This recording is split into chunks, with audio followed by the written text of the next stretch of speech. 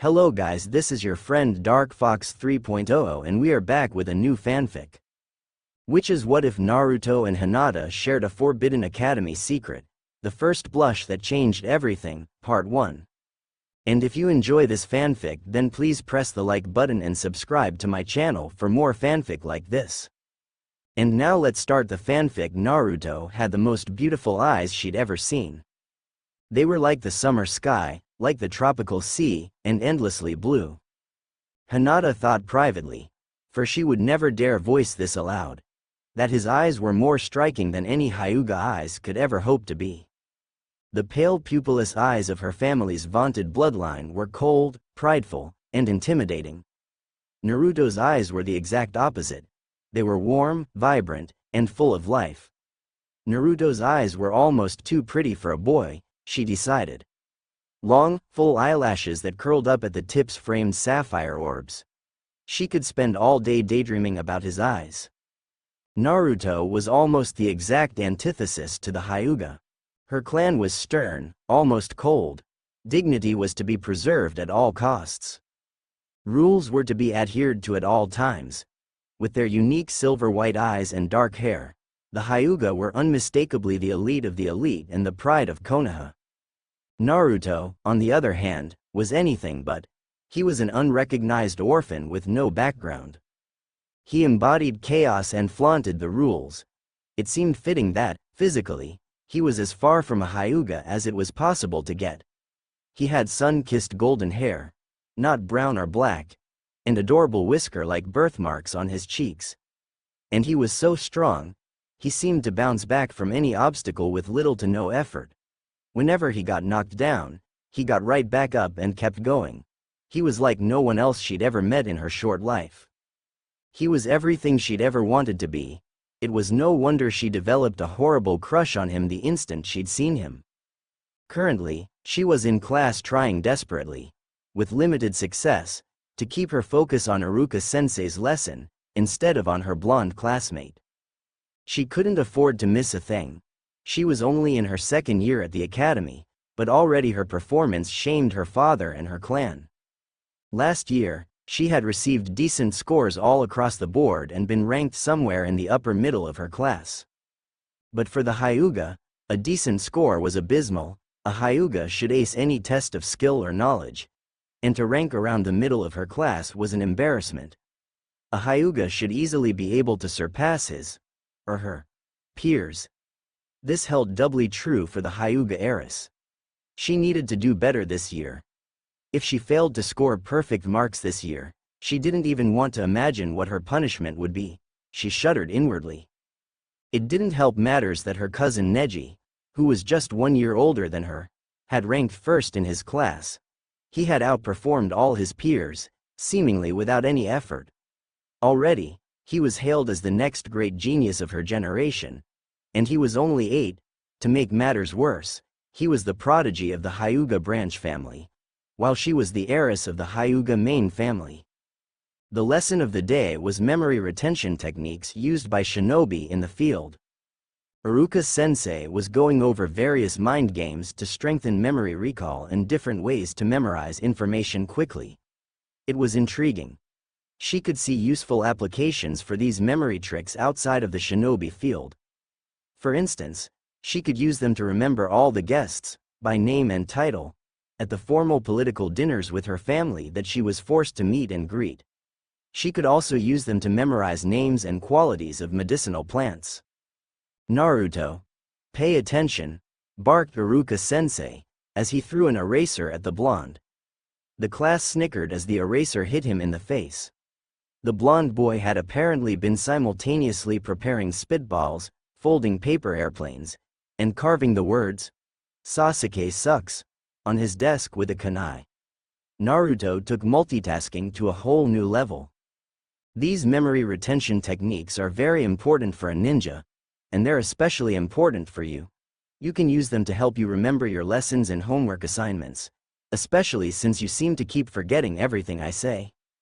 But Iruka-sensei, no buts, Naruto. If you're going to be a ninja, I am. If you're going to be a ninja, Iruka continued as if he hadn't been interrupted. Then you'll need to be able to remember mission details after only hearing them once. You'll need to memorize names, faces, ranks and techniques from the bingo book. And what if you're sent on an espionage mission? After you infiltrate the enemy's base, you'll need to memorize exact numbers of enemy ninja and escape routes. If you discover their plans and strategies, you'll need to memorize those, too. You'll need to do all this without writing any of it down. "Hi, Iruka-sensei," Naruto said with a gusty sigh, rubbing his head where the eraser had struck. "Cheer up, Naruto. You can also use these techniques to memorize my lectures." Iruka grinned. "Tell you what.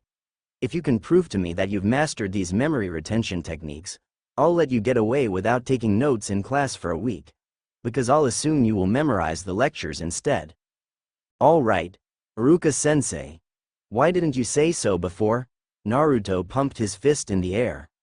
Hinata almost giggled at his behavior. He was just so full of life.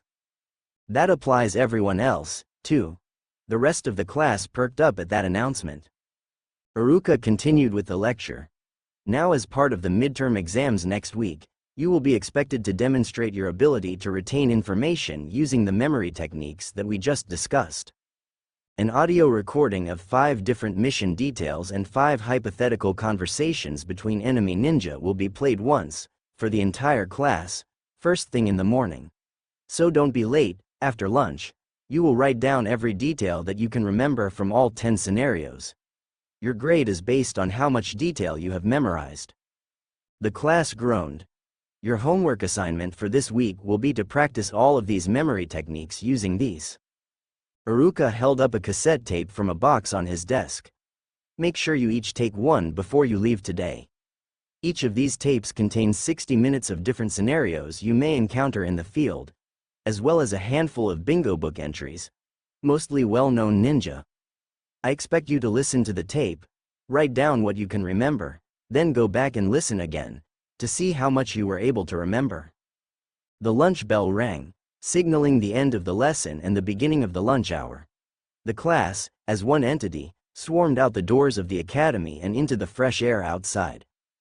Hinata noticed that her crush was lingering behind, deliberately waiting for all the other students to exit. He must want to speak with Iruka-sensei in private. She was torn, hesitating just outside the classroom. It was wrong to eavesdrop on other people's conversations. Hinata knew this. But the chance to find out more about her crush was so tempting. In the end, her curiosity overrode her conscience. She stayed where she was, out of sight of both Naruto and Iruka-sensei, but not out of earshot. Iruka-sensei?" Both Iruka and Hinata were surprised at the hesitant tone coming from the normally confident blonde. "Yes, Naruto? What can I help you with?" asked Iruka kindly. It's about our homework assignment. The assignment is very straightforward. I know it might not be fun. But if you master these techniques, it'll really be good for you," encouraged Iruka. "It's not that, sensei," Naruto said in a small voice. Hinata had to strain to hear him. I don't own a cassette player," he said in a rush. At Iruka's look of surprise, he hurried to explain himself. "I don't own a cassette player. And I can't purchase one. The stipend I receive for my school expenses won't cover something like this. I barely have enough for our textbooks and practice kunai and shurikens since those are so expensive." For someone like Hinata who had been trained from a young age to read both body language and tone of voice, the shame of having to admit to money problems was crystal clear. "Can I borrow a tape player for the week, please? I promise I won't damage it," Naruto asked hopefully. Outside, Hinata was momentarily stunned to hear that her crush couldn't afford something as simple as a tape player. Then she berated herself for her lack of insight. She knew he was an orphan. Coming from one of the richest clans in Konoha, she'd never had to worry about money. Still, that's not a good excuse. Of course, he wouldn't have money. He was an unrecognized orphan with no inheritance and he was too young to work. She was so distracted by this revelation that she completely missed what they were saying next. "Naruto," Iruka said slowly. "What do you mean when you said that your practice kunai and shuriken were expensive? Those things are dirt cheap. practice kunai and shuriken intended for academy students were usually damaged or blunted and just one step away from being melted down for metal. I know approximately how much Naruto receives from the Orphan Scholarship Fund. It should be more than enough. I buy them from the main weapons shop downtown, by the Hokage Tower. They're cheapest there. Everywhere else is more expensive. I've checked. But they still cost about 2,500 yen a pair. Naruto looked down. 2,500 yen a pair. That's at least 5 times more than practice weapons are worth. Naruto was being deliberately overcharged. Iruka knew that the villagers despised Naruto's existence. He was ashamed to admit that, for a while, he had as well. Until Naruto had entered his classroom, he'd never thought much of the blonde, if he thought of him at all. But in the year that he'd been teaching Naruto, he had become fond of the little troublemaker. Naruto was just a boy, very much like Iruka had been. Naruto was quickly becoming the little brother he'd never had. Of course, Iruka had always been aware that the villagers were rude and unkind to Naruto. But to charge over 5 times what the practice weapons were worth. This was the first time he'd really understood, in his heart, and really saw, with uncovered eyes, how Naruto was abused and mistreated. Iruka seethed internally with anger. He took deep breath to try and calm himself. Naruto, still looking down, missed the dark look that crossed Iruka's face. Listen, Naruto. I'm sorry, I guess I never realized that ninja tools would be so expensive. Iruka thought furiously. How could he help Naruto without injuring his pride? More importantly, without bringing up the injustices Naruto was suffering? That would lead to too many questions he couldn't answer. I know, but as an instructor for the academy, I receive significant discounts on practice weapons for academy students. He lied through his teeth. At least the smile on his face was genuine. So the next time you need to buy them, come to me first, okay? I can help you buy them for much less than what you're paying now. Really? Wow. Thanks a lot, Iruka-sensei, you're the best? Naruto's enthusiastic shout brought Hinata out of her self-chastisement. Unfortunately, that won't help you right now. Iruka sighed. The academy has a few tape players. But I'm afraid that students aren't allowed to use them without supervision and they aren't allowed out of the classroom. Naruto's shoulders drooped. The best I can do is to let you stay in here with me during lunch times. You can use the tape player to practice then. Hinata slipped her hand into her pack. Fumbling a little, she felt for the cold, hard plastic of her own personal tape player. In a rare moment of indulgence, she had splurged and purchased a little player for herself, so that she could listen to her favorite music whenever she wanted. She could help him. This was her chance. She could give Naruto her player. The Hyuga weren't the richest clan in Konoha for nothing. There were several other tape players scattered about the estate that she could use for her assignment instead. But, if she gave it to him now, then Naruto would know that she'd been eavesdropping. What would he think of her? Would he hate her for spying on him? Her heart trembled with indecision. To run forward? Or to run away? What should she do? In an alternate time and place, Hinata did not move. She did not offer him her tape player. And she did not find the courage to offer her friendship to Naruto until after their first Chunin exams. He would go through the next 5 years of the academy friendless and lonely while she watched from afar. One small action at the right time, at the right place, would change the world. In this time and place, Hinata took one small step, one small significant step, followed by another, then another. I won't run away, I won't run away, until she was standing before the 2 surprised males. Hinata? Her sensei asked, surprised. But to Hinata, only Naruto existed. Hinata held her tape player in both hands and bowed quickly, thrusting it in Naruto's general vicinity and almost hitting him in the chest with it in the process. "FF for you," she managed to squeak out. Naruto reached out hesitantly and took the player from her hands. "This is for me?" He couldn't contain his disbelief. He could count on one hand all the presents he'd ever received. And now the quietest girl in his class, who had never even spoken to him, not even to say, "Hi," Was giving him her own tape player? He didn't understand it, not at all.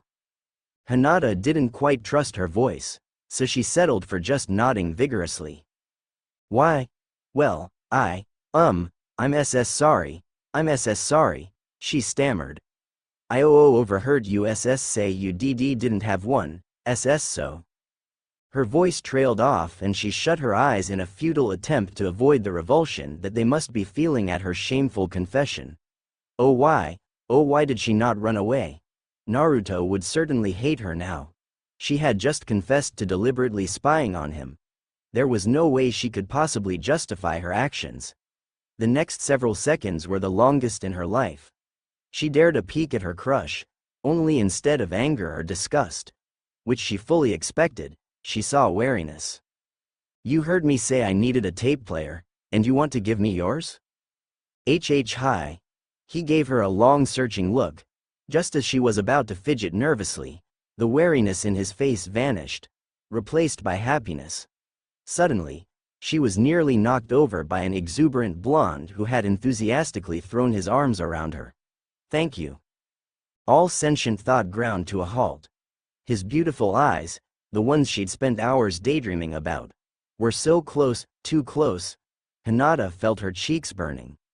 The sudden rush of blood to her face left her stumbling, and on the verge of fainting. Naruto had already overbalanced with his joyful movements. With an extra cheerful shake, he almost sent both of them crashing into the ground. Luckily, Naruto was able to right himself, and her, at the last moment, saving them from an undignified tumble. But in doing so his face came dangerously close to hers. For 3 full seconds, Hinata could feel his eyelashes brushing against her cheek. Naruto let go almost as quickly as he'd tackled her, leaving her head spinning. Now that there was distance between them, she remembered to breathe again. Thanks, Hinata. You're the best. And with those parting words, Naruto dashed outside. Iruka smiled at the still blushing girl as straightened his desk. Then he, too, left for lunch. Ah, puppy love. Alone in the classroom, Hinata raised her hand to her still tingling cheek. That night, Hinata dreamt of blue eyes and butterfly kisses. Hinata was the strangest girl he'd ever met. He never noticed her before, but ever since that day, the day she gave him her tape player, he couldn't seem to stop thinking about her. She was nothing like the other girls in his class. The other girls were always together in groups, or in pairs, as if they needed the support of numbers. Hinata was always alone. The other girls loved to gossip and chatter and giggle. Hinata rarely spoke. He'd never heard her laugh either, but he'd caught her smiling once or twice. The other girls were loud and bossy, especially that Ino. Hinata was quiet and timid. Then there was her physical appearance. Most girls wore bright colors and things to make them look pretty. Sakura wore bright red. Ino wore bright purple. Hinata, on the other hand, wore an unflattering plain beige jacket that looked too big for her. And what was wrong with her eyes? They were such a weird color. Not quite silver. Not quite white. Not quite lavender. Weird. But the strangest thing about her eyes was the lack of pupils. Was it a birth defect maybe? Naruto would not learn about bloodlines and related dujutsu until his 3rd year at the academy. She looked like she was blind, but obviously she could see just fine. She was definitely the strangest girl he ever met, and why had she given him a gift? Aside from the Sandaime Hokage, no one had ever given Naruto anything just because. There was always a price. Always, he never received birthday presents, Christmas presents, or any kind of presents. Why had she given him her tape player? The question burned. Was she playing a prank on him? The day after, he almost expected her to yell, "Just kidding, I want my tape player back." Or even worse, for her to accuse him of stealing it. It wouldn't be the first time he was accused of a theft he hadn't committed. But, no, that couldn't be right. Iruka-sensei was there when she gave it to him. If she were going to trick him like that, then she would have waited until there were no witnesses. 2 weeks had gone by since that day. By now, he was sure it wasn't a prank, or something would have happened already. He caught her looking at him more than once, not with cold, hateful eyes. The way the older villagers looked at him. Did she think he was funny looking?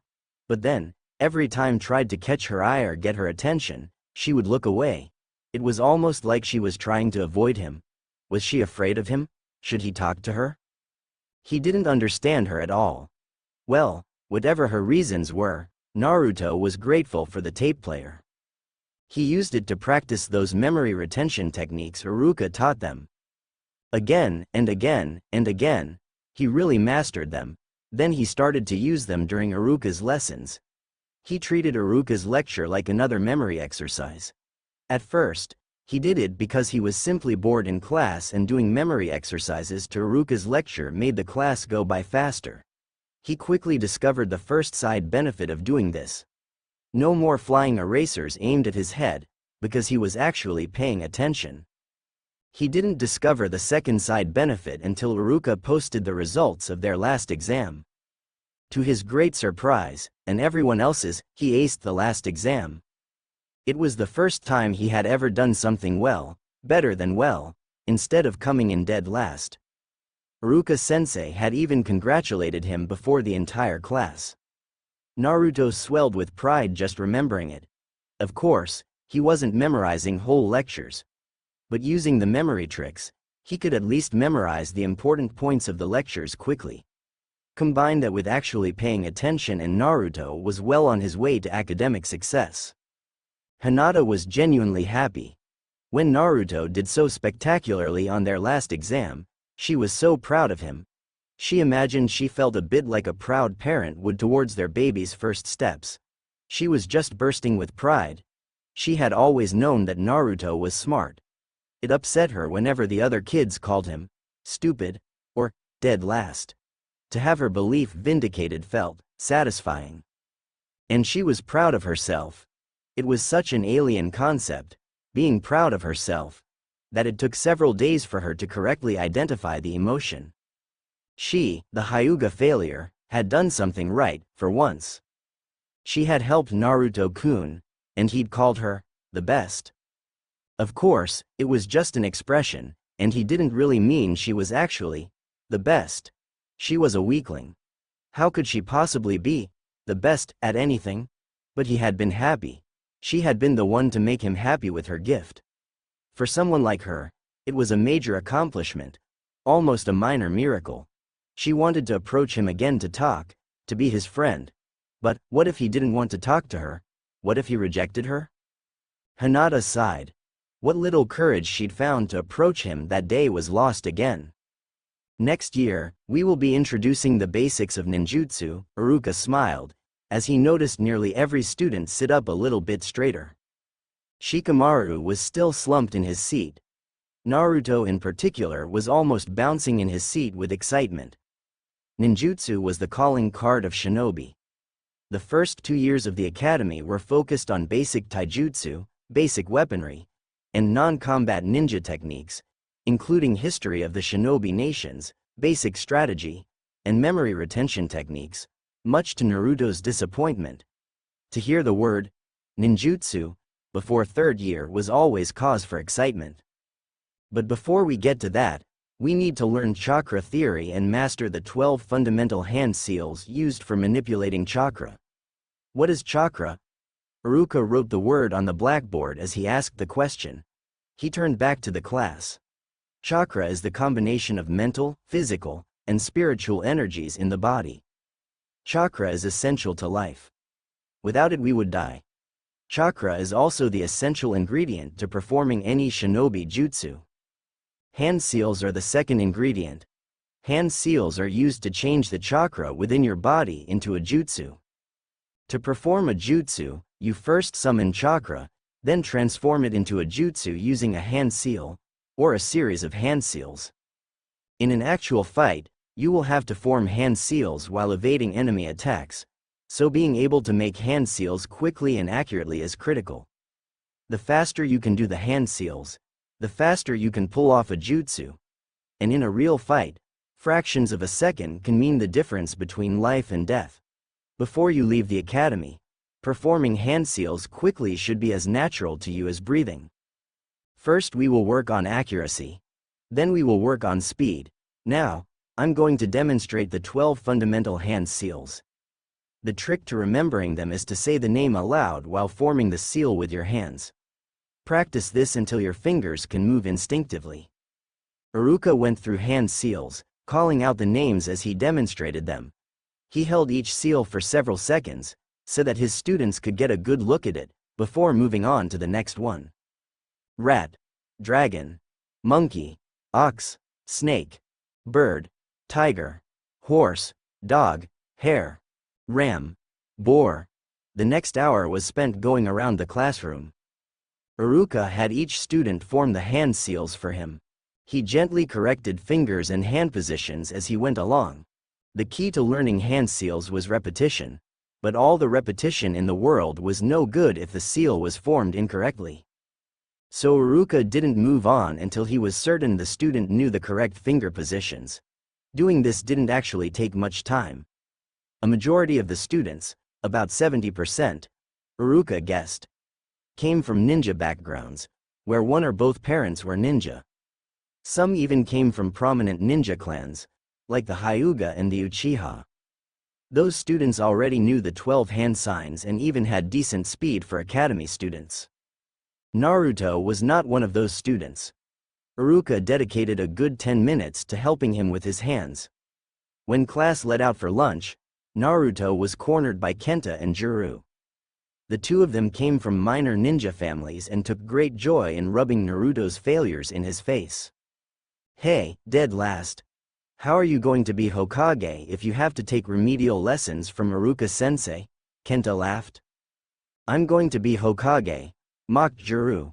"You're so slow, I can finish all 12 hand seals before you can even do one. I have a better chance of becoming Hokage than you do." "I am going to be Hokage," Naruto shot back. "You won't be faster than me for long. Once I get some practice, I bet I can finish all 12 hand seals before you can." "Yeah, right, not in a million years. Have fun with your remedial lessons, loser." With one last shove, the boys ran off to enjoy the rest of their lunch break. Behind a corner, Hinata had witnessed the entire confrontation. Naruto sat down and started to slowly practice his hand seals. His eyes burned with determination. She heard him mutter, "I am going to be Hokage. I am going to be faster. I'll be the fastest in the class. I won't give up." Then in a loud voice, "Monkey. Good luck, Naruto-kun. I know you can do it." A few days later, Naruto had memorized all the hand seals. But his speed still needed work. A lot of work. He didn't understand it. No matter how many hours he practiced, he was still slower than most of his classmates. Even the ones from non-ninja families, like Sakura. "I'll ask Iruka-sensei today after class. Maybe there's something I'm missing. Iruka-sensei will help me." "Iruka-sensei?" Iruka looked up from grading papers to see Naruto hovering at the door of his office. "Yes, Naruto? Can you give me any tips to help me get faster at making hand seals? I've been practicing really hard, but for some reason I'm still the slowest person in the class." Have a seat." Iruka gestured at the chair in front of his desk and waited for Naruto to get comfortable. "How many hours a day are you practicing them?" "At least 3 hours a day. Sometimes 5. Iruka fought to keep the surprise from his face. That was above and beyond what he expected from most students. Naruto was certainly tenacious. But if that was true, and he had no reason to lie, then Naruto should be one of the fastest in the class. So why wasn't he? Unless Iruka had never seen Naruto play ninja games with the other children. Could it be? "I'm glad you're working so hard, Naruto. It is strange. With that much practice you really should be much faster." "Then why am I not? Can you tell me what I'm doing wrong, Iruka-sensei?" "You're not doing anything wrong." Iruka hesitated. He really didn't want to bring up Naruto's isolation from the other children. But if he were right about this, then it would make a lot of sense. "Naruto, have you ever played Cat's Cradle?" "You mean that string game?" Naruto shook his head, looking confused. "No, what does that have to do with anything?" "Have you ever wondered why Cat's Cradle is such a popular children's game in Konoha?" Iruka slipped into lecture mode. It's not a very popular game in most places, except the hidden villages. Cat's Cradle isn't just a children's game for fun and passing time. It's actually an early training exercise. Cat's Cradle develops coordination and strengthens the muscles in your fingers and hands. It makes your fingers more nimble and flexible and improves manual dexterity. Most ninja parents teach their children to play the game before they can walk. Children from civilian families will play it, too. Even if their parents don't teach it to them, they learn by playing with other kids. We do live in a ninja village, after all. Think of it like lifting weights and running laps for taijutsu. Even if your taijutsu forms and stances are perfect, without lifting weights and running laps, you'll never be a taijutsu master. Cat's Cradle is like physical conditioning for hand seals. The same way weights and laps are physical conditioning for taijutsu. It's not part of the curriculum because most children have already learned it before they enter the academy. None of the other kids would play with me, not even when I asked, Naruto said softly. Iruka winced. It was exactly as he'd thought. Naruto was just a kid. He shouldn't be treated like this. Sometimes, I hate being right. Iruka dug around his desk drawers. Now where is it? Ah, there it is. That's all right, Naruto. Iruka smiled and held out a red string. He knotted the ends together to form a loop. Would you like to learn how to play right now? Naruto stuffed the red string into his pocket as he stepped outside the academy. Class was over for the day, but there were still a lot of kids hanging out on the premises. Some kids, like Kiba, stayed behind for extra training and after-school sparring with other kids. Some kids, like Sakura and Ino, stayed just to gossip and hang out with their friends. Others, like Shikamaru, stayed to avoid chores at home. Although Naruto did not know this, Hinata stayed behind for two reasons: to avoid her family and to catch an extra glimpse of him. Naruto thought back to his meeting with Iruka. Iruka had explained that there were two different versions of Cat's Cradle: a civilian version and a ninja version. The ninja version had about 30 extra steps and was more complex. Also, the ninja version had an advanced level, with 2 strings and required 3 players. After playing several rounds of Cat's Cradle, the ninja version, of course, Iruka had told him to find a friend to play it with. Flashback: I think you've got the hang of it, Naruto. Keep practicing, okay? If you can find a friend to play this with, come back here, and I'll teach you to play the advanced level of Cat's Cradle, since we'll need 3 people for that. The 3-player version is actually quite challenging and fun. The 2 strings together form intricate designs and a single mistake can tangle you in knots very quickly. Flashback: Naruto frowned. Find a friend to play this with?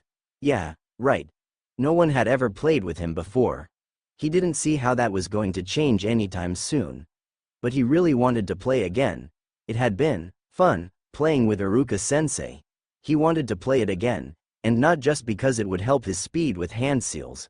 Unfortunately, he didn't think the other kids would play with him. I won't give up before I try. I'll ask around anyways. No way, man. Why would I want to play a baby game with you? Asked Kiba. He grinned, fangs showing. Want to spar instead? I'll go easy on you. What are you, 3? That's such a boring game. Ino flounced away. Ew, get away from me. You probably have cooties. Sakura ran to rejoin Ino. Cat's Cradle? It's so troublesome, drawled Shikamaru, lying on his back. I just want to watch the clouds and take a nap. Ask me some other time. Hinata wavered with indecision. She'd heard Naruto asking around for a partner to play Cat's Cradle with. She didn't understand why he wanted to play a children's game. But if he wanted to play, she would play. She wanted desperately to go up to him and volunteer to be his partner. But she just couldn't. That was much too forward for the timid girl. If only he would ask her. Ask me, please, I'm here. He didn't see her. She saw him turn to leave. Ask me, please. She took one small step forward. Naruto growled in frustration. He'd been shot down, not once, not twice, but 4 times. 4? He might as well go home. There was no one else he could ask. A small sound and a flash of beige at the corner of his eye caught his attention. What was that? I could have sworn. Wait, is that Hinata? In an alternate time and place, Naruto never noticed Hinata standing there, so he never thought to ask her, and he never found a partner for Cat's Cradle. Instead, Naruto worked hard to improve his speed little by little through sheer repetition on his own, and with a few more rounds of Cat's Cradle with Iruka-sensei. However, Iruka had other responsibilities and couldn't dedicate a great deal of time for one student, no matter how fond he was of Naruto.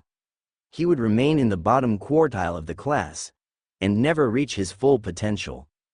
One small action at the right time, at the right place, would change the world. In this time and place, Naruto had just spent 2 weeks wondering about Hinata and watching her, so he noticed her standing there, and thus, thought to ask her. Her small act of kindness gave him hope. Here was a person who didn't hate him, otherwise, she wouldn't have given her tape player to him. Dare he? Should he risk being shot down yet again? I'll ask her.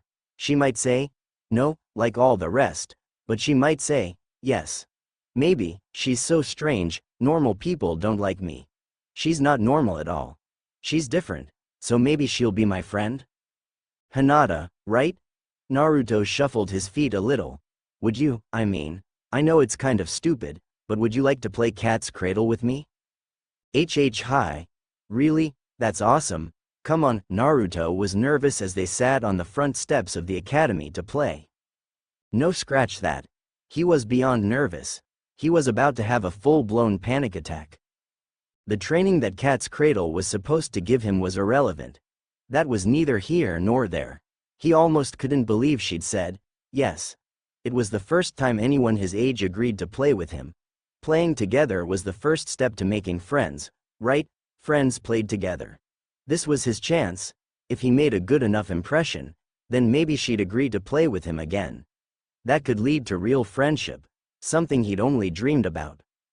I can't mess this up, I have to do this right. Naturally, the moment he decided not to mess up, he ruined it. Naruto was so flustered that it didn't take more than a few steps into Cat's Cradle. The ninja version, of course. Before the red string was one giant knot. He looked down at it in dismay. Hinata gently removed the string from his hands and worked on straightening the string out. It's okay, Naruto-kun. Would you like TT to try again? Naruto could only nod. He looped the string twice around his fingers and held his hands out to try again. 3 giant knots later, disaster struck. Somehow, he didn't know how, somehow he managed to tangle the string around both their hands, inadvertently, tying their hands together. Now they were stuck. Naruto swore internally. Idiot. I'm such an idiot. My big chance to make a friend, and I go and ruin it. She'll never play with me again. He glanced at his partner, only to see that her face was bright red. She was nice to me, and now she's angry. Why can't I do anything right? I'm sorry, he said somberly without his usual volume. I'm sorry I'm such a horrible player. I'm sorry I made you angry. Damn it, I really messed up. I'm always messing up. No wonder nobody wants to be friends with me. Heck, I wouldn't want to be friends with me, either. Hinata, who was blushing and not red-faced with anger, was startled by the misery on his face and the self-loathing in his voice. She rushed to reassure him, and for the first time, spoke straight from the heart, without thinking. No, I'm not mad. I want to be your friend. Do you mean it? Naruto looked at her in wonder. Hi. You want to be my friend? He asked again, just to be sure. When she nodded, pure joy erupted within him. The rush made him giddy. His heart felt strangely full, and for reasons he couldn't explain, he wanted to laugh and cry at the same time. She had accepted all his mistakes without derision. She wasn't angry. She accepted him, as he was. He had a friend, thank you, he whispered at last. Had she done the right thing? Hinata wondered. She had quickly realized that he was a beginner at Cat's Cradle, but she didn't mind. Except Naruto had looked so upset, and the more upset he got, the more mistakes he made, which only made him more upset. Hinata was intimately familiar with those feelings, so she simply helped correct his mistakes. When their hands were tied together, she could only blush, and then, he was so hurt and miserable. The desperate need to comfort him made her bold. She would never have spoken so recklessly and impulsively otherwise. Now, although there was a sheen of tears in his eyes, his joy was unmistakable. Had she done the right thing? Yes. Naruto smiled at her. Hinata smiled back. All right, Naruto was back to his confident, excitable self. Let's go find Iruka-sensei to help us get untied. Then we can play again, I'll get it this time for sure. Naruto jumped to his feet. He was in such a hurry that he forgot to account for the law of inertia, which states, an object at rest tends to stay at rest and an object in motion tends to stay in motion, unless acted upon by an unbalanced force. When Naruto leapt to his feet, he became a moving object that wanted to keep moving. Hinata, who was quite comfortable where she was, became the stationary object that wanted to stay still. Unfortunately, the stationary object and the moving object were still tied together. The result was painful collision. Hinata was forcibly pulled up from a sitting position, while Naruto's upward leap was forcibly reversed. He was jerked backwards. Their heads collided with a resounding crack. Dazed and disoriented, Hinata opened her eyes and promptly forgot about the pain in her head. She had landed on top of Naruto with their hands trapped between their chests. More importantly, they were face to face, and so close that their noses were touching, and all she could see were blue eyes. Hinata instantly turned the color of a ripe tomato. It was too much for the poor girl. Oh no, I'm going to faint. When Iruka arrived on the scene a few minutes later, he found a Naruto sitting on the steps with an unconscious Hinata lying beside him. Her head was pillowed on his lap. Their hands were still tied together by red string. Iruka raised an eyebrow. Do I want to know what happened here? Ah, Iruka-sensei. Hinata and I were playing cat's cradle and we got stuck, Naruto said in embarrassment. When I jumped up to find you, I knocked our heads together. I think I must have hit her head too hard because Hinata passed out. Can you help us out? That night, Hinata fell asleep with a smile on her face. She, the weakest Hyuga, had done it again. Something right. Maybe, just maybe, she wasn't as big a failure as she thought. Maybe she was able to change, a little bit. Hinata dreamt of blue eyes and Eskimo kisses. Indirect kiss life was good for Uzumaki Naruto. For once in his miserable life, things were going his way. He and Hinata had spent hours playing cat's cradle every day after class. After his nerves settled, Naruto was able to concentrate on the game. He mastered it quickly. To Hinata's secret disappointment, their hands did not get entangled again. They had even played a few rounds of the advanced level of cat's cradle with Iruka-sensei.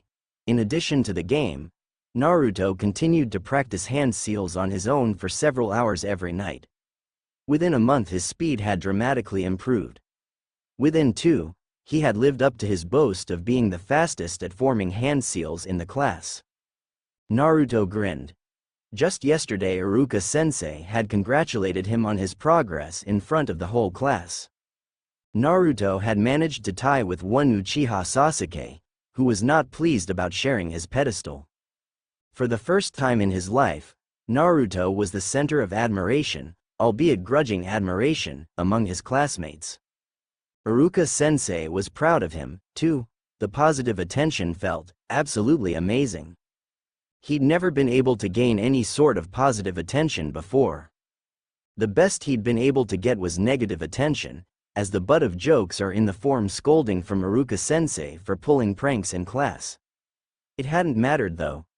The negative attention kept his loneliness at bay, and kept the cold, hateful eyes of the villagers from erasing his existence.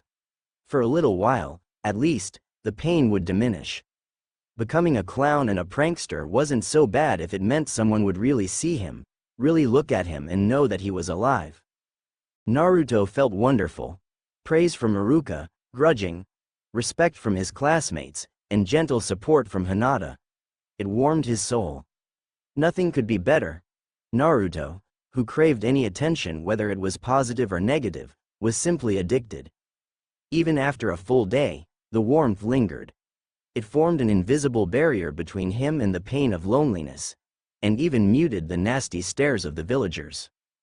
In an alternate time and place, Naruto became a clown and a prankster because no matter how hard he tried or how hard he worked, he was still the dead last at the academy. He was not stupid. He just wasn't given the tools to succeed. Any attention was better than no attention. In this time and place, Naruto, with a little help, had achieved some academic success and loved the praise and recognition that came with it. Now that he knew it was possible, and it was even better than he imagined, Naruto was determined to do it again. He would work hard, and pay attention in class. He was going to be the best damned ninja he could be. Who wanted to be laughed at when he could be admired and respected? He wasn't going to be a clown. That kind of recognition was unpalatable now that he'd had a taste of real recognition, and so the world changed. Well, Naruto thought for a moment and grinned mischievously. He could still pull a few pranks every now and then for old time's sake. Life was good. But there was one thing that could make it better, aside from becoming the Hokage, Hinata. Although he spent the day with her just yesterday, he already missed his friend. His friend, just thinking the word in his head made him giddy. Sure, Hinata was a strange girl, but that only made her more special in his eyes. They had talked a lot while playing cat's cradle. Okay, so he had talked a lot while playing cat's cradle. Naruto was surprised at some of the things he discovered. She was a lot of fun to be with. She had a great sense of humor, when he could get her to stop being so proper, and she was a great listener. When she listened, Naruto felt like he had her whole attention. He knew he was important to her. When he was with her, the pain of loneliness, of being hated for reasons he didn't understand, wasn't just diminished, it completely melted away. She was his precious friend. He couldn't wait until the weekend was over and he could see Hinata again. Hinata dreaded weekends. They couldn't go by fast enough for her. She knew she was an embarrassment to her clan. The fact that she was sent to the ninja academy for public instruction instead of being privately trained by her father or a senior Hyuga clansman was proof enough. When her father sent her to the academy, he had washed his hands of her ninja training. Hinata had inadvertently overheard him speaking to one of the elders. Flashback. Are you certain you want to send Hinata to the ninja academy? Asked Hyuga Hideki. As an elder of the Hyuga main branch, he was a traditionalist and always questioned the changes in tradition. Hinata has shown very little aptitude in her training. I will not waste my time on training her. She can attend the ninja academy and learn the ninja ways there. Hinata is the Hyuga family's successor. When she graduates the academy, she will become a genin. Missions that genin undertake have the possibility of death. If she dies on a mission, then she is a defect. A weak defect who dies on a genin rank mission is not needed by the Hyuga. And there is still Hanabi. As you say, Hiyashi-sama. Flashback. Knowing that her father thought so little of her hurt deeply. Even though she was an embarrassment, sent away to the academy for her ninja training, Hinata was still the Hyuga heiress. This meant that weekends were spent with her father's advisors, never her father, training to become the next clan head. Her Hyuga teachers were stern taskmasters. A nod of approval was rare. Success was expected as a matter of course. Errors were met with harsh reprimands. They were nothing like Iruka-sensei. She was drilled for hours in politics, diplomacy, etiquette, economics, and law, all things necessary for an accomplished clan head. That wasn't so bad. In fact, Hinata was naturally adept in those subjects. She rather enjoyed them. While her teachers never praised her progress, at least they never criticized her either. It was her other lessons, the ones for Juken, the Hyuga gentle fist style, that she dreaded. She could never seem to meet the expectations set for her in Juken. Her Byakugan had trouble seeing all the tenketsu, the chakra points in the chakra circulatory system. Her chakra control wasn't good enough. Her stance was weak. Her speed was lacking. Her defense was poor. Against other Hyuga children she was easily defeated. For the heir, that was simply unacceptable. She cringed at her terrible performance in Juken. She rubbed at the painful bruises that dotted her arms and legs. Her Juken instructors, and her sparring opponents, did not hold back, ever. Training sessions in Juken were always painful, often excessively painful, Hinata thought. The one bright spot to her weekends was Hanabi. Hinata adored her baby sister. The toddler was just starting to speak in full sentences. Hanabi was the only person in her family who was always happy to see her. Onisan, play with Hanabi-chan. Her mistakes and failures didn't mean anything to the child. To her, Hinata was not the family disappointment. To her, Hinata was simply her big sister. The one who played with her, the one who always made time for her, the one who sang her songs and tucked her in at night. Training in the Byakugan and in Juken typically started at the age of 3. In just 1 year, Hanabi's training would start. And Hinata was afraid, so very afraid, that when it did, she would lose Hanabi. She was afraid that Hanabi would become like the rest of her family. Cold, unfeeling, and intolerant of weakness. Intolerant of Hinata. The thought of losing Hanabi made her want to cry. She pushed those thoughts aside as she headed for the family dojo. It was time for Juken training. Her heart sank when she saw the person standing beside her instructor. NN Neji Nissan. Neji glared. You will spar with Neji today. Let us hope you have improved. Itadakimasu. Naruto slurped happily away at his ramen. After the Hokage, Iruka-sensei and Hinata, Old Man Tucci, who was the owner and chef of the Ichiraku ramen stand, and his daughter Ayame were his favorite people in Konoha. They had always been kind to him, treating him just like any other customer. Most of the other food sellers refused to serve him. If they did, they went out of their way to make the experience as unpleasant as possible. The familiar atmosphere was relaxing. While he ate, Naruto imagined that Tucci was like a gruff uncle and Ayame was like an older cousin to him. They always made time to chat with him and ask him how he was doing, even when they were busy. Speaking of which. So Naruto, when are you going to introduce us to your new friend? Asked Tucci, as he worked. The knife in his hand flashed as he chopped green onions for garnish. You wanted to meet Hinata-chan? Of course, we do, silly. Ayame rolled her eyes and lightly bopped him on the head with a long wooden spoon.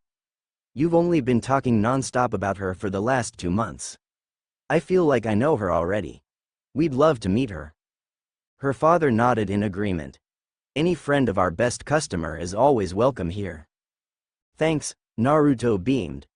We usually hang out and train after class until she has to go home for dinner with her family.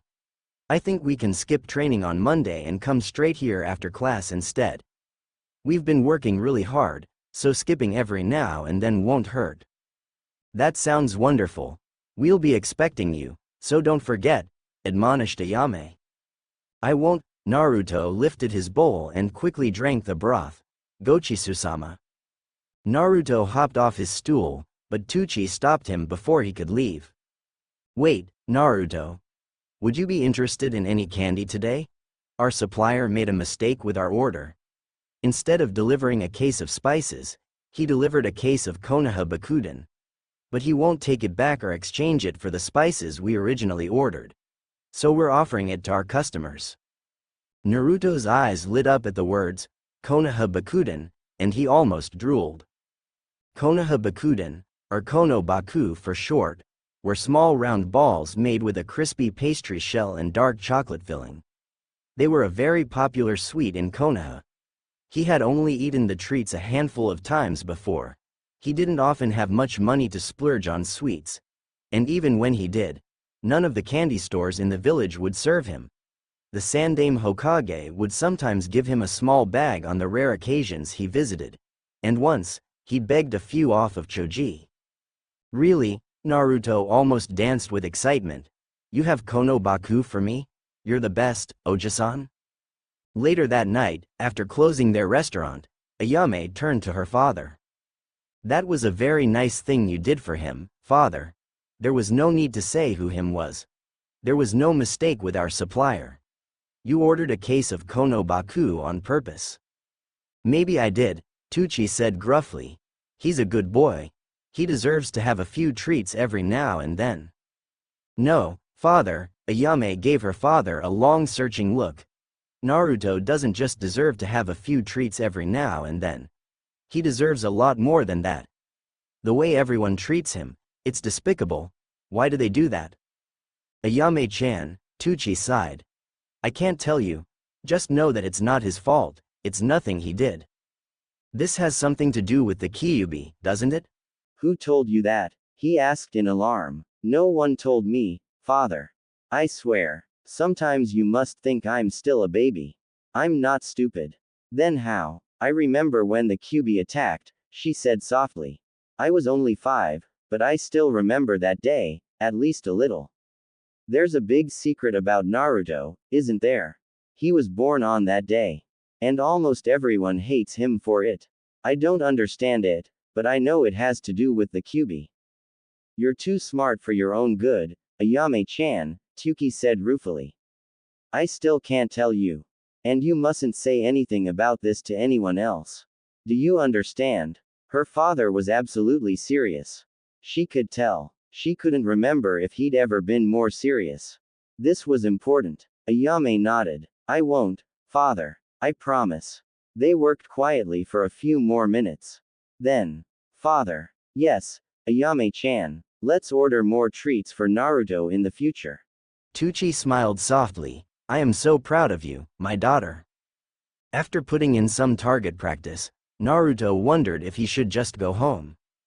It was a beautiful day, not too warm, not too cold. The air was crisp, and the sun was shining. The day was just perfect. Naruto decided against it. Instead, he made his way to the Konoha Public Park. He would enjoy the rest of the day at their bench. Well, it wasn't really theirs. It was a public park, after all. But since the bench was off the beaten path, not many people used it. Naruto and Hinata had used it as their spot for playing cat's cradle.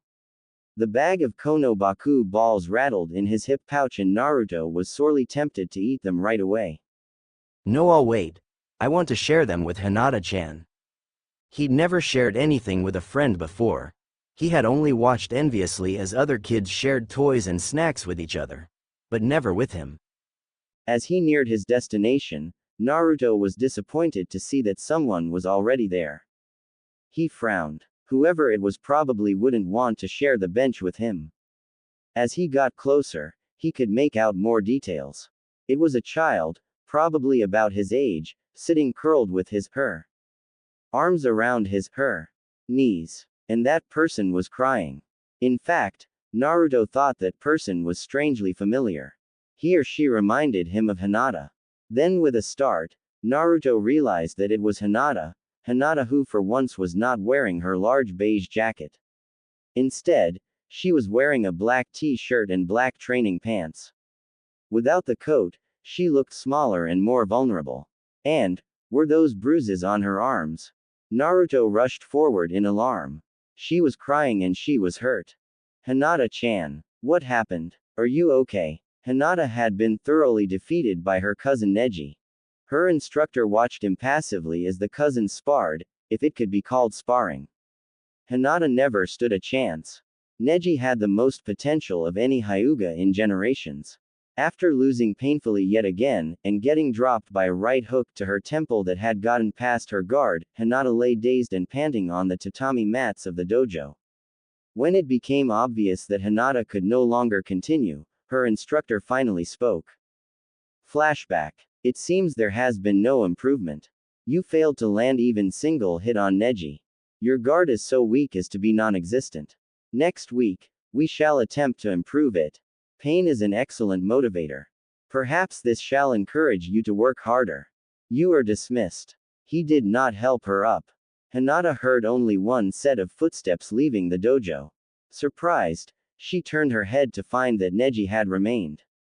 It will not matter whether or not you work harder. We are all bound to our fates. I was born to serve the Hyuga main branch. You were born weak, and you will never reach my level. It is futile to try. You should just give up right now. Then he left, as well. Alone at last, Hinata succumbed to tears. She rolled over and forced herself to stand up. It hurt to move. It hurt to breathe. She tried so hard. Why was she still so weak? Was Neji right? Should she give up and accept her failures? All of a sudden, the Hyuga estate felt suffocating. Within its walls, she was constantly criticized, never accepted. She did not want to be there. If only she were a bird, she would fly away and never come back. Flashback. Hinata did not know how she got to the park and to their bench. She did not remember leaving the Hyuga compound. In this place, where she held happy memories, she let herself cry. If only she could be more like Naruto. Almost as if the thought conjured him, he was suddenly there and full of concern. Hinata-chan, what happened? Are you okay? Naruto could have kicked himself. What a stupid thing to ask. She was obviously not okay. Hinata's head snapped up in surprise. She tried unsuccessfully to dry her tears and hide the evidence of her distress. Naruto could see that, in addition to the set of bruises on her arms, her lower lip was split and there was another bruise forming on her right cheek. Suddenly he was angry. Who had hurt her? Who had hurt his friend? Hinata-chan. Naruto softly repeated the question, what happened to you? Hinata looked away shamefully. She couldn't bear to look him in the eyes. It was nothing, Naruto-kun. JJ just SPSP sparring and TRTR training in Jiyuken. You look awful. Hinata winced. Naruto spoke fiercely, sparring and training is what we do in class. Whatever it was that you just did was not sparring. Who hurt you, Hinata-chan? Neji Nissan. BB, but it wasn't his FF fault. IGG got HH hurt because I am TT2WW weak. IDD don't deserve to be a Hyuga. WHWH, why am I always SS so WW weak? Hinata burst into tears again. She had just confessed her weakness to Naruto. She hadn't wanted to tell him, but he deserved the truth. Surely, now that he knew how weak she truly was, he would no longer want to be her friend. The last 2 months had been wonderful. But she had known it couldn't last. Why would he want the weak, little girl that even her family rejected? She stiffened when she felt a pair of arms go around her. Naruto was hugging her. If she hadn't been in so much shock, she would have blushed. You are not weak. You are smart and strong. Whoever told you that is either blind or an idiot. He's probably both. BB but, Hinata protested, everyone in my FF family says SS so. I'm the FF failure AA and the WW weakest. The Hyuga DD don't need someone LL like me. I should GG give you up. Did they really say that to you? Naruto asked softly. With every word that came out of her mouth, Naruto felt the burning anger in his chest grow. He was furious. It was one thing to put him down. He'd been put down his entire life. It was another thing entirely to disparage Hinata.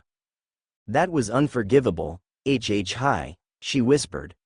Hinata fully expected him to let go in disgust. Instead, his arms tightened around her and he gave her a little shake. Bullshit. Listen to me, Hinata-chan. You are smart. You understand Iruka-sensei's lectures right away. And sometimes you even explain them to me better than he does. You are strong. You beat Kiba and Choji during last week's class spar. Your family and this Neji are just blind and stupid if they can't see that. Hinata looked at him in wonder. Even after all that, all the proof to the contrary, Naruto still believed in her. He still believed she was a worthy friend, but Naruto wasn't finished yet. You don't need to listen to what they say. People have told me that I'm a waste of space. Hinata gasped in horror. But that doesn't matter, because someday, I'm going to prove them wrong. I'm going to be Hokage. I don't give up. If I did, I would have died a long time ago. And someday, you'll be the strongest Hyuga that ever was. You're going to prove your stupid family wrong and make them eat their words. You are my best friend, and you will not give up. In another time and place, Hinata had no one to comfort her, to dry her tears, to encourage her. She had no one who would believe in her, and so, she faltered. The mind is a powerful, inexplicable thing. Because she believed she was weak, she became weak. It would take many years for her to overcome this block and reach her true potential. In this time and place, Hinata had Naruto, who honestly believed she was strong, and who did not know how to give up. Naruto believed in her. Naruto never quit, and if he said she was strong, maybe, just maybe, she was. And so, with his encouragement, Hinata would get up and try again. She had Naruto, who would always be there to pick her up if she fell. She had Naruto, who would always cheer the loudest for every small success that she achieved. She had Naruto, who had just called her his best friend. Hinata could hardly believe she could be the best at anything. Yet, here she was. Naruto's best friend. Naruto's best friend was not a failure. She would not let him down, and so the world changed. Thank you, Hinata sniffed. This time they were happy tears. When she could speak again, there was a new fire in her eyes. You're right, Naruto-kun. I'm not done fighting yet. Next time, I'll hit Neji Nissan BB back. That Neji won't know what hit him, Naruto grinned, relieved to see that Hinata was feeling better. They sat side by side in comfortable silence, just enjoying each other's presence and the beautiful weather, until Naruto remembered his surprise. Oh, I almost forgot. This will definitely cheer you up, he grinned, revealing a new unopened bag of Konoha Bakuden. Kono Baku? I was going to share these with you after school on Monday. But I think you could use some right now. What do you say? Sure. Hinata wasn't going to turn down free candy. What 7-year-old in his, or her, right mind would turn down delicious Kono Baku candy? The two children happily ate their Kono Baku. To Naruto, it was the best Kono Baku he'd ever tasted. All because he was sharing it with his best friend. To Hinata, the candy tasted even better than all the gourmet candies imported from the best confectionaires in the world. It was a little-known secret that most Hyuga had a sweet tooth. Hence, the Hyuga estate was well stocked with the best candies money could buy. All because she was sharing it with her best friend. Soon the bag of treats was nearly empty.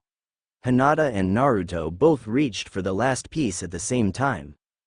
Hinata jerked her hand back when she felt Naruto's hand brush against hers. She blushed lightly and then looked down in disappointment. There was only one piece left. Proper etiquette demanded that she leave the last piece for Naruto. It was his bag of candy, after all. So he should get the last piece. Would you like the last piece, Hinata-chan?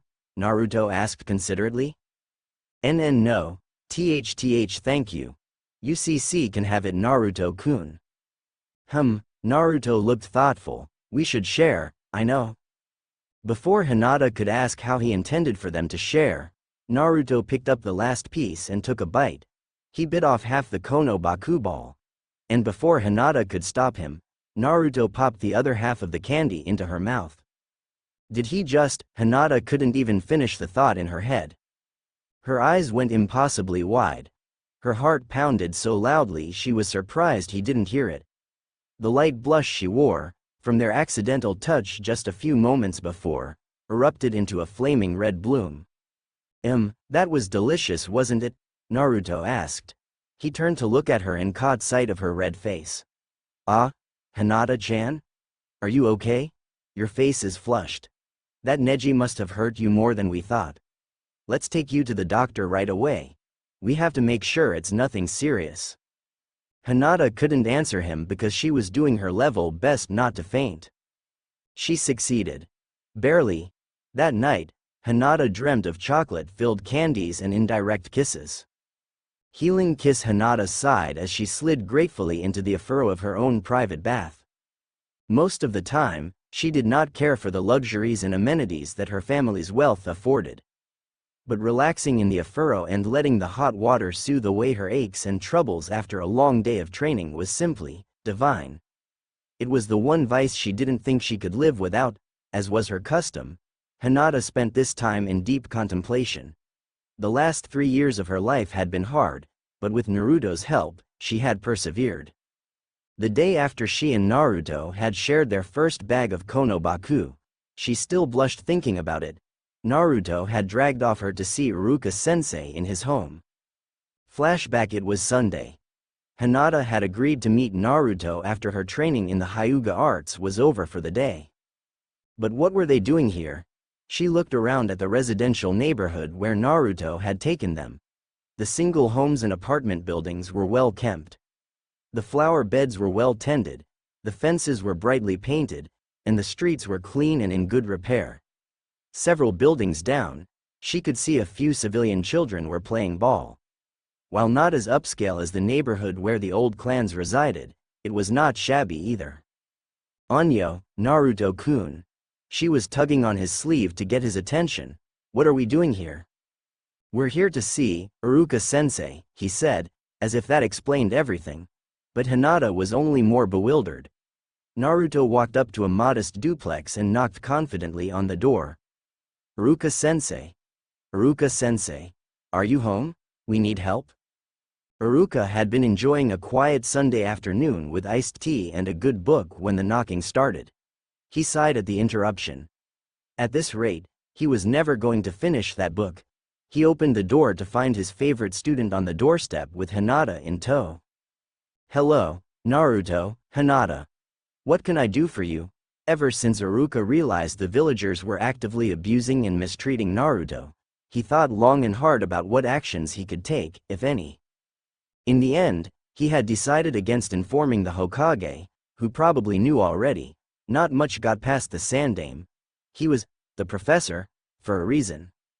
Instead, Iruka gave Naruto the next best thing. An open invitation to visit him at any time, night or day, and for any reason. Iruka figured, correctly, that his support and acknowledgement would mean more to Naruto than punishing a few villagers ever could.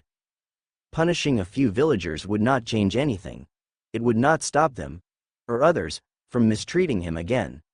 But knowing that there was Iruka, someone, besides the Sandaime who was often busy, who would help him, advise him, and care for him if he were ever in trouble, that meant the world to Naruto. However, Iruka had not expected to see Naruto again so soon. He had been doing much better in class. So what was the problem? You have to help us, Iruka-sensei. Hinata's family is awful. They say horrible things about her that are just not true, and... Several minutes later, after much loud, indignant ranting from Naruto and much blushing from Hinata, who was absolutely mortified.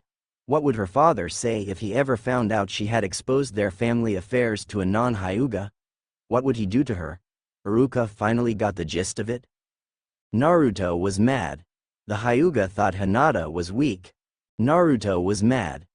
The Hyuga were beating her and calling it sparring, and, hey, did you know? Naruto was mad. Naruto wanted to help. Hinata needed real training. Then she was going to show them exactly which Hyuga was weak because it certainly wasn't Hinata. Naruto needed extra training, too, because he was going to help her. And he was going to be the future Hokage. Naruto would be Hinata's real sparring partner. And not some punk who just liked to bully his younger cousin. Iruka leaned back in his seat and thought carefully for a few moments. He was a bit surprised at how fiercely Naruto had defended Hinata. Unfortunately, he was not at all surprised at the Hyuga training methods. He had suspected as much. Taijutsu was never one of my strengths. But there is someone I could introduce you to. Not only is Maeda Guy the foremost taijutsu master in Konoha, but he's also worked extensively with other Hyuga in the past. He's very, passionate about his field of expertise. I know he'd be more than happy to help you. Naruto looked like Christmas had come early. Flashback. Iruka was as good as his word. He had introduced them to one Maeda Guy, the self-proclaimed green beast of Konoha, and one of the best taijutsu masters in all of Fire Country. Flashback. I can see clearly that these two are in the springtime of their youth. Yash. I will fan the flames of their youth and they will be the best taijutsu fighters of their generation, or I shall run 5,000 laps around Konoha. Flashback. Passionate was not the word she would have chosen to describe him. Insane was more like it. But she and Naruto soon discovered that as quirky as Guy-sensei could be, he was also one of the best taijutsu instructors that ever existed. Hinata and Naruto joined Guy-sensei's workouts at 5 a.m. every morning. They would spend at least 2 hours training with him before going to class. The first hour was usually dedicated to physical conditioning, geared towards increasing their stamina, including laps, push-ups, sit-ups and even more laps. During the second hour, Guy-sensei helped them with their taijutsu. He taught Naruto the basics of Goken. Though Guy-sensei was not a Hyuga, he had worked, and sparred, with many Hyuga in the past. With his passion for anything related to taijutsu, he had learned as much about Jiyuken as it was possible for a non-Hyuga to learn, which was quite a substantial amount. Hinata was certain that if the Hyuga elders on the clan council were to discover exactly how much Guy-sensei knew of their fighting art, well, Furious wouldn't even begin to cover it. In just the first month, Guy-sensei had been able to teach Hinata more about Juken than she had learned in an entire year from her weekend Juken instructors. And much to Hinata's great relief, his teaching methods were significantly less painful. Soon, Rock Lee, a third-year academy student, joined them in their morning routine. Lee had malformed chakra coils, and could not mold chakra for jutsu. But he was still determined to become a ninja. It was his dream. In many ways, his refusal to give up on his dream reminded Hinata of Naruto. He took to Goken like a fish to water. Guy-sensei was his idol. Lee and Naruto quickly became good friends and a friendly rivalry sprang up between them. Both boys were determined to outdo each other. Whether it was who could run the most laps or do the most push-ups or eat the most ramen in one sitting. Naruto won that last one. If they could compete over it, they would. Hinata found it impossible to keep up with the boys, stamina freaks that they were, in their morning workouts. Before Hinata could despair, Guy-sensei, who was much more intuitive than most people gave him credit for, pulled her aside and told her not to compare herself to the boys. Flashback. You are Hinata, Guy-sensei said seriously. Hi, Guy-sensei. Hinata wondered if he was going to give her another speech about fanning the flames of youth. No, I do not think you understand. You are Hinata. You are not Naruto. And you are not Lee. You should not compare yourself to either of them. Just as they should not compare themselves to you. We each have our strengths and weaknesses. Which is why most ninja are placed on teams, so that their teammates will support them, just as they support their teammates. No one is without weaknesses. Naruto and Lee will always have more stamina than you. They will always be physically stronger, as well. This is fact. Hinata shrank into herself, ashamed. Was her new teacher telling her she was weak? But, she tried so hard. Was it not enough? Before she could despair further, Guy-sensei continued. But, and listen to me carefully, Hinata, Naruto will also never have your chakra control and Lee will never have your flexibility. You are all unique. If you must compare yourself to someone, as a gauge of your progress, then you should compare yourself to you. IDD don't understand, Guy-sensei, Hinata confessed. You should compare yourself to the Hinata of yesterday. If you can run one more step than you ran yesterday, if your chakra control is just a little bit better than it was yesterday, if you can fight harder and faster than you fought yesterday, if you can dodge today what you could not dodge yesterday, and block what you could not block yesterday, then the Hinata you are today is a better, stronger person than the Hinata you were. If you do this, then I am proud to call you my precious student. Guy-sensei is proud of me? Hinata was almost overwhelmed.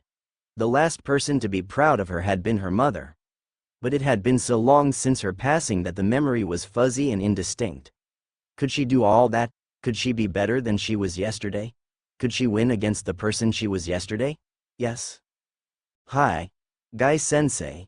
In true Meta Guy fashion, Guy smiled, showing gleaming white teeth, and gave her a thumbs up. Flashback Hinata took Guy's words to heart, and applied the principle to her Juken training. She set small goals at every training session, including her weekend training sessions with the Hyuga. She stopped comparing herself to her cousin Neji because she was Hinata, not Neji. She stopped comparing herself to her other sparring opponents, too. And most importantly, she stopped losing heart whenever she lost a match because it didn't matter if she lost, as long as she didn't lose to herself. Gradually, almost imperceptibly, she improved.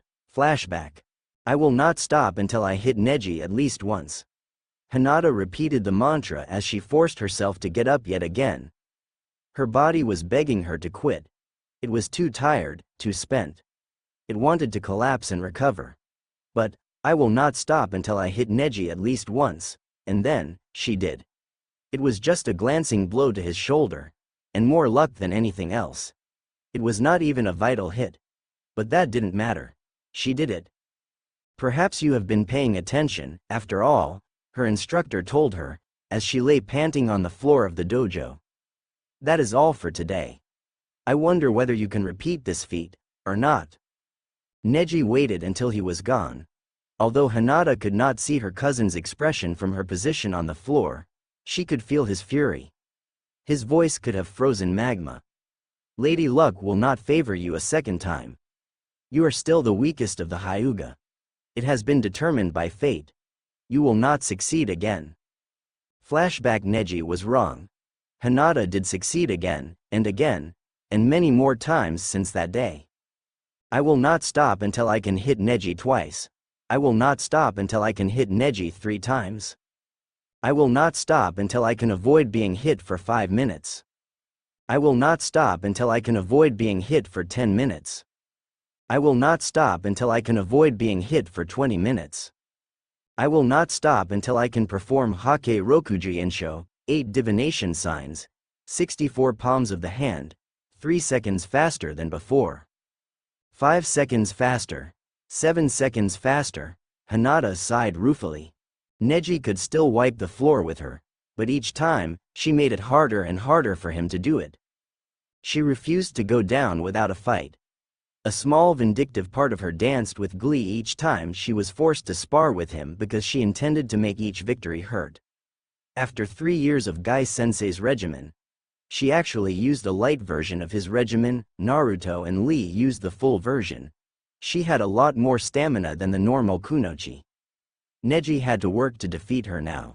In a few more years, at the rate she was improving, his victories would no longer be so certain. Today was a good day. Today, not only had she won against the Hinata of yesterday, she had also won against her Hyuga sparring opponent. First time ever. She had won against another Hyuga. Hyuga Katsu was from the Hyuga branch house, and unlike Neji, he did not appear to bear her any ill will. Unlike Neji, he was not a prodigy. He was considered to be of average skill in Juken for his age. Katsu was also 2 years her senior. She had managed to beat a Hyuga.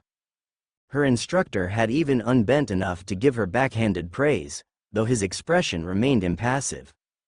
Flashback. You have made some progress. Continue as you have and you may yet become semi-proficient in Juken. Perhaps when you become clan head, you will not horribly embarrass the Hyuga, after all. Flashback Hinata realized with a start that the water was cold. She had been so lost in her thoughts that she didn't notice how late it had become. She stepped out of the afuro and wrapped a fluffy robe around herself. It was time for bed. She needed to be up before 5 a.m. for her morning training. She couldn't wait to tell Naruto and Gai-sensei all about her first victory against Hyuga Katsu. They would be so proud. The next morning, Gai-sensei, Lee, and Naruto reacted exactly as she'd expected. Gai-sensei cried happy tears for her and proclaimed her to be a beautiful blossom in the springtime of youth. Lee pumped his fist in the air and told that he'd never doubted that she could do it. Naruto had laughed and declared that they would celebrate by going to Ichiraku's. Then he picked her up and swung her around until she was dizzy. Hinata soaked up the approval and praise like a sponge. Celebrating at Ichiraku's. That sounded like a date. Even though they had eaten there many times before, And even though Hinata knew Naruto didn't mean it that way, she couldn't stop herself from imagining that it was a date. It was one of the happiest moments of her life. For once in her life, Hinata felt like she could conquer mountains. For a moment, she absolutely believed that one day, she would achieve her dreams. Until cold harsh reality brought her daydreams crashing down. On the way to the academy, Naruto made a confession that wounded her heart. "Hey, Hinata-chan?" Naruto sounded, inexplicably hesitant. "I wanted to ask you for your opinion on something." "What is it, Naruto-kun?" Hinata asked curiously. "I was wondering what you thought of Sakura-chan. I mean, you're a girl, right? So I don't know, what do you think of her?" Sakura-chan? Oh no. Dread tore away the happiness she had felt just moments earlier. And, was Naruto-kun blushing? He was. A light pink suffused his whiskered cheeks. She needed to know, did he like Sakura? Why do you want to know? Hinata congratulated herself for not stuttering. Ah. Because, Naruto blushed harder and Hinata's heart sank. He put his hands behind his head and looked away. Well, because I think Sakura-chan's kind of cute and she's pretty smart, too. Do you think she'd go on a date with me, if I asked? Naruto-kun had a crush on Sakura. Suddenly, Hinata couldn't look at him. She swallowed the lump in her throat and blinked back tears. She didn't speak until she was sufficiently composed and she was sure her voice wouldn't betray her. Naruto, who was still self-conscious about his confession, didn't notice her hesitation or her distress. "I don't know, Naruto-kun. Sakura and I are not close, she looks like a nice girl." Oh. Hinata cringed at how despondent he sounded. She had to do something. She had to say something. No matter how difficult it was or how miserable it made her. But I think that Naruto-kun should follow his heart. If you truly like Sakura, and if Sakura-chan is what makes you happy, then you should do your best and see what comes of it. You are Uzumaki Naruto. And you always do your best, right? Naruto visibly brightened, making Hinata feel simultaneously better and worse. Her emotions were giant jumbled mess, and she still wanted to cry. "You're right, Hinata-chan. I was feeling a bit depressed, but I feel better now," Naruto grinned. "Do you mind if I go on ahead? I want to see if I can find Sakura-chan before class starts." "Yes, I mind very much, please, I don't want you to go." "Of course not, Naruto-kun," she murmured instead. "Good luck. Sakura is a lucky girl." "Thanks, Hinata-chan." Hinata watched him dash off. Never in her life had she wanted to be someone else so badly. Why couldn't Naruto-kun like her, instead? She recalled her father's words from long ago, they haunted her in her darkest moments. A defect, that's all she was. She was lying to herself if she tried to believe any differently. Sakura was prettier and smarter. If she made Naruto happy, then Hinata could accept that, eventually. She had to accept it. She would accept it. She would. She could accept that Naruto only wanted to be her friend, and nothing more. Liar. It was late afternoon. As promised, Naruto and Hinata were on their way to Ichiraku's for a celebratory bowl of ramen. The route they usually took to get to Ichiraku's from the Ninja Academy took them by a long stretch of road lined on one side by a tall wooden fence that was perhaps 100 yards long. When he was 8, Naruto had declared that fence perfect for balance training and proceeded to walk along on top of the fence. Fence walking was more difficult than it appeared. The depth of the fence was perhaps half an inch, at most.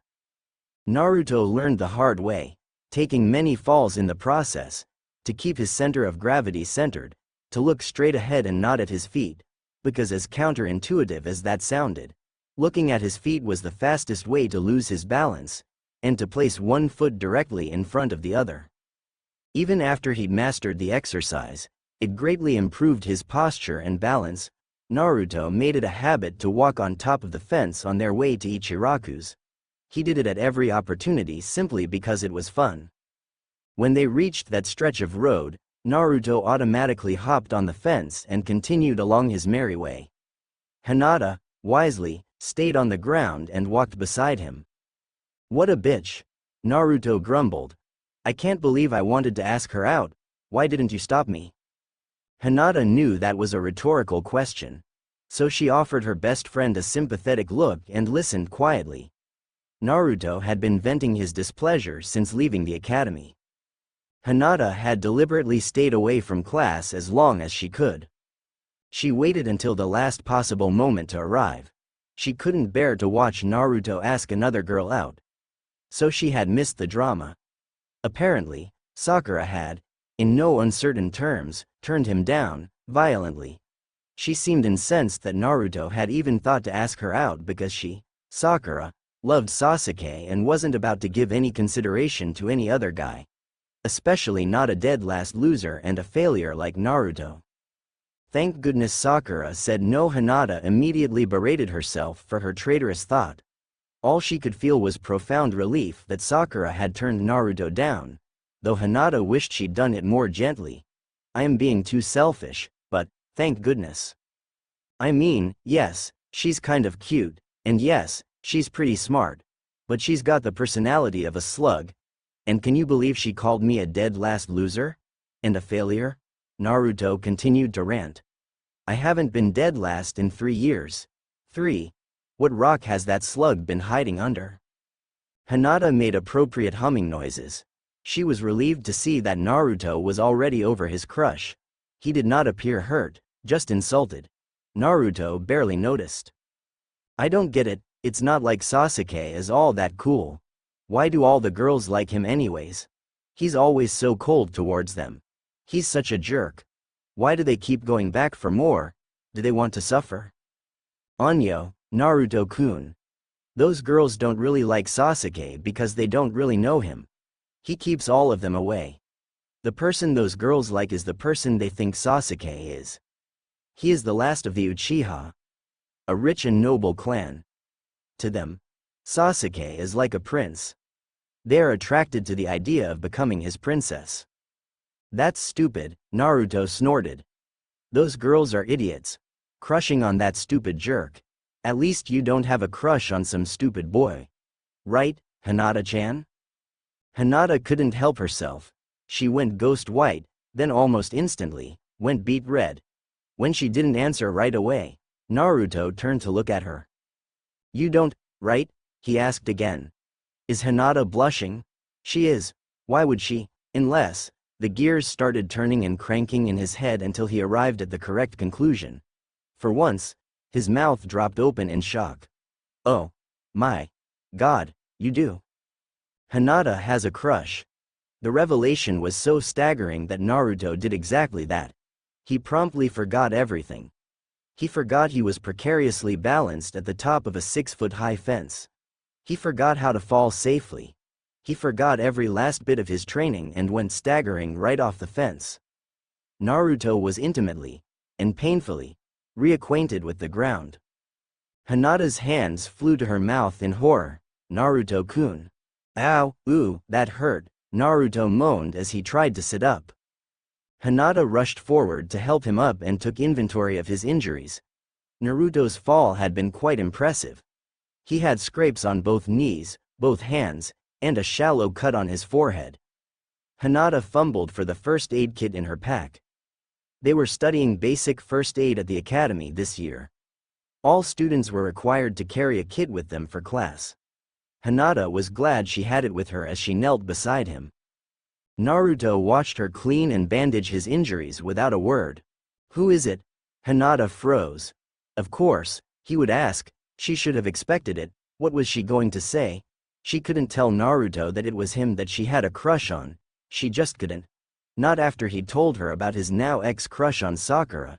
He obviously didn't feel the same way about her. She didn't want to lose his friendship or make things awkward between them because she wanted more. So much more. What do you mean? Hinata stalled desperately. She could feel the heat crawling up her cheeks. Who's the stupid boy that you like? Naruto frowned at her evasiveness. He's not stupid. Naruto was taken aback at her vehemence. Why didn't you tell me you liked someone? He asked quietly. I didn't want him to find out. Hinata shook her head. I still don't. He doesn't like me back that way. I would just embarrass myself if he found out. I get why you didn't tell him, but why didn't you tell me? At least, aren't we best friends? Don't you trust me?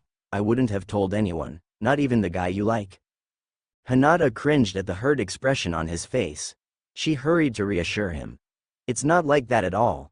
I do, it's just, this is a very private thing for me. I couldn't tell you, she finished lamely. Will you tell me who it is now? No, why not? No, it's not, Sasuke, is it? Naruto looked horrified. No. Well, that's a relief. You can do much better than Sasuke, Hinata-chan. Is it Lee? He's a pretty good guy. No, Hinata loved Naruto's persistence in the face of overwhelming odds. It was one of the traits she loved best about him. But just this once, she wished he wasn't so determined. Hey, if you tell me who it is, I can help you get together with him, Naruto coaxed, but this only made Hinata more upset. No. Stop it, Naruto-kun. I'm not going to tell you whwh who it is. Naruto was immediately contrite. In the 3 years since they had become friends, Hinata had gradually overcome her stutter. Now, the only time she stuttered was when she was under extreme emotional distress. Naruto noticed belatedly that she was on the verge of tears. I'm an idiot. Satisfying his curiosity was not worth the price of her tears. I'm sorry, Hinata-chan. I didn't mean to upset you. I'll stop, I promise, he said guiltily. Thank you, Naruto-kun. But if this guy ever hurts you or makes you cry, I'll kick his ass. Naruto-kun. Okay. Naruto grinned unrepentantly. I won't kick his ass. How about I just break a few bones? Naruto-kun. Hinata didn't know whether to laugh or cry. He was threatening himself on her behalf. He didn't love her the way that she loved him, but he did love her, as a precious, best friend. It was enough, for now. In the end, she settled for smiling weakly. Hinata finished applying the last bandage. She was done, except for one thing. One thing that she'd always wanted to do for Naruto, except she'd never dared. Was she braver today than she was yesterday? Was she more confident today than she was yesterday? Could she do this one thing today that she had been afraid to do yesterday? Yes. Thanks, Hinata-chan. Naruto examined the bandages he now sported. You did a great job fixing me up. Some of the cuts still sting a little though. Wait, Naruto-kun. There's one more thing I want to do. Hinata leaned forward and gently kissed the bandages over his knees. She cupped his hands in hers and gently kissed the bandages over his palms. Finally, she moved up to his forehead and kissed the bandage over his temple. There, Hinata smiled shyly at Naruto. I kissed it better, did it work? It did. Naruto beamed. That night, Naruto lay awake wondering about the mysterious boy Hinata liked. I was just joking around earlier. If this guy ever makes Hinata-chan cry, I'm not going to kick his ass or break his bones. I'm going to fucking kill him after I make sure he's suffered immensely. Naruto yawned sleepily. Going to have to hide the body though, don't want Hinata-chan finding out and getting upset for no reason, and with that final thought, Naruto drifted into dreamless slumber.